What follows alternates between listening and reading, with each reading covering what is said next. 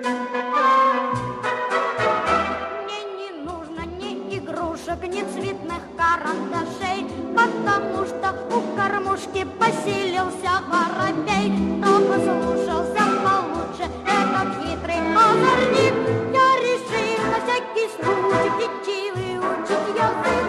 Я решил на всякий случай птичий выучить язык. Чирик-чик-чик, чирик-чик-чик, всем нужны друзья. Чирик-чик-чик, чирик-чик-чик, даже воробьям. Сколько вкусных бутербродов искрошил в кормушку я. Очень трудная работа, дрессировка воробья, но зато в районе нашем удивляется народ. Воробей присядку пляшет, бьет ладоши и поет.